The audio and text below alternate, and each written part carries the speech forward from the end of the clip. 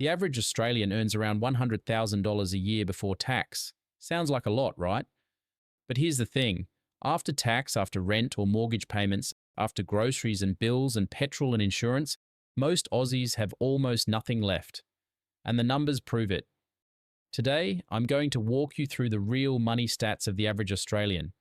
The raw, uncomfortable truth about how we earn, how we spend, how we save, and how we owe.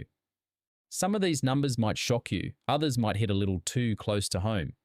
But here's why this matters. You can't fix what you don't understand. And by the end of this, you'll understand exactly where most Australians stand financially, and more importantly, where you stand. Let's start with what we earn.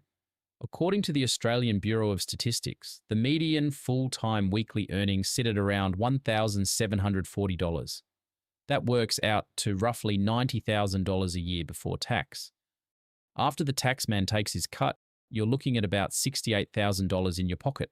That's around $1,310 per week of actual take-home pay. Now hold that number in your mind, because we're about to see where every single dollar goes. Housing is the biggest bite. The average new mortgage in Australia is now $736,000. That's up $70,000 in just 12 months and over $304,000 more than it was a decade ago. If you're in Sydney, the average new home loan is $873,000. And with the RBA hiking the cash rate twice already in 2026, pushing it to 4.10%, mortgage repayments have climbed even further. At current average variable rates around 6.29%, monthly repayments on a $736,000 mortgage cite at roughly $4,551. That alone eats up roughly 80% of the median take-home pay for a single earner.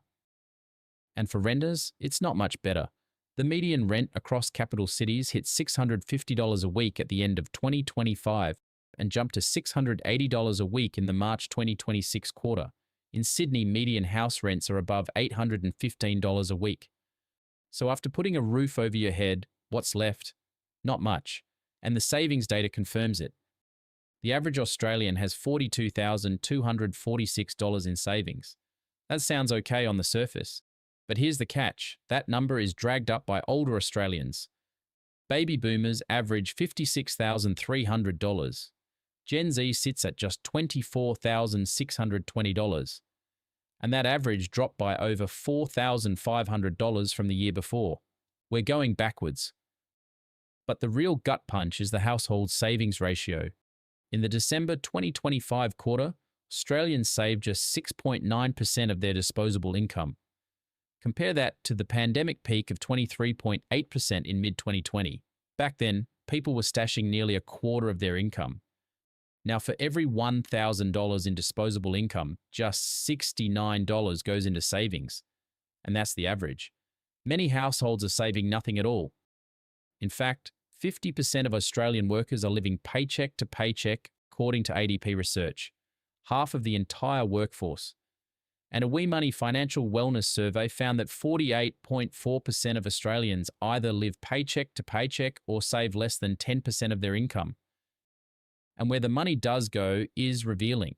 The ABS living cost indexes show costs rose between 2.3% and 4.2% across all household types in the 12 months to December 2025. And annual CPI inflation was still running at 3.7% in February 2026. Groceries alone now cost the average household around $190 a week. In New South Wales, that jumps to $226. Then stack on electricity, fuel, insurance, childcare, and the basics of just existing in this country. More than a third of Australians say they've had to draw down their savings faster, just to keep up with everyday expenses. And 11% have taken on extra work, or a second job just to stay afloat. Now, let's talk about what really keeps Australians up at night. Debt. Australian household debt has climbed to over $3.3 trillion. When you break it down per household, the average Australian household carries $313,633 in total debt. Our household debt sits at roughly 120% of GDP, making us the second most indebted nation on the planet behind Switzerland. We owe roughly 176% of our annual disposable income.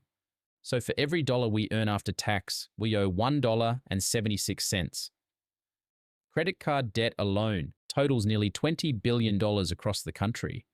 The average credit card balance sitting with interest is around $3,200 per person, and 36% of all Australians carry credit card debt. On top of that, 23% are using buy now, pay later services, with average outstanding balances around $798.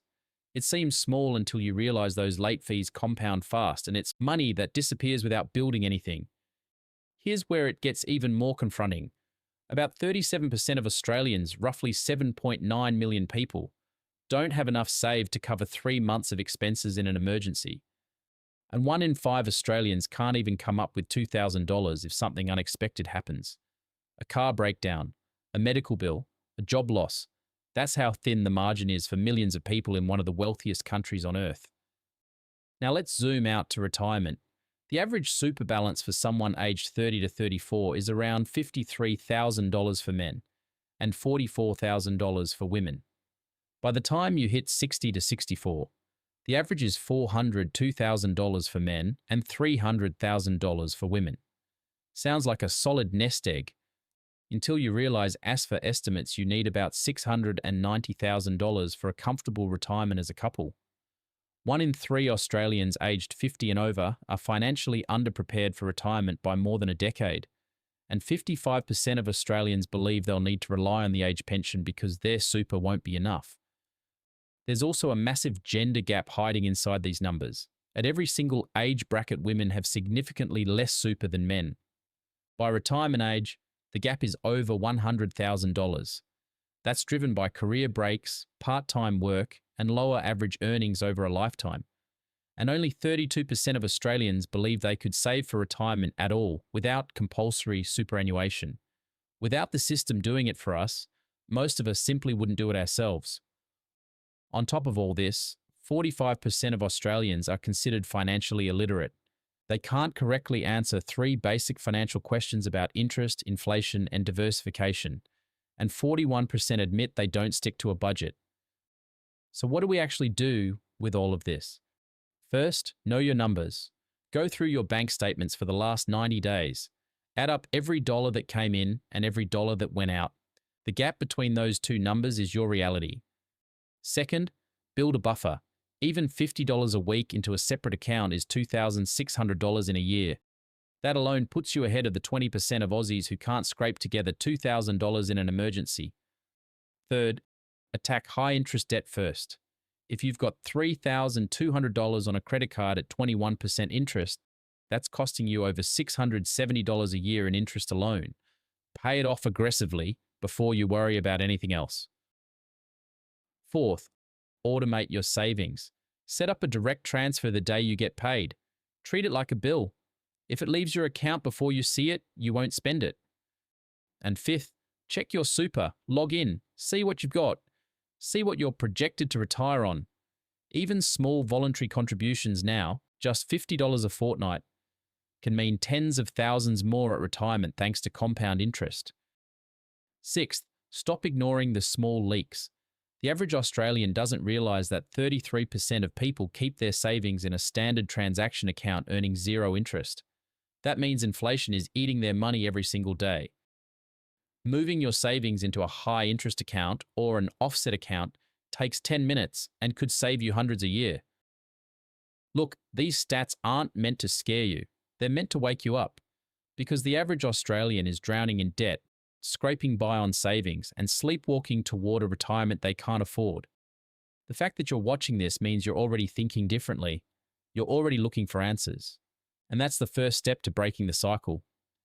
If this hit home, subscribe to the channel and turn on notifications. Thanks for watching, and I'll see you in the next one.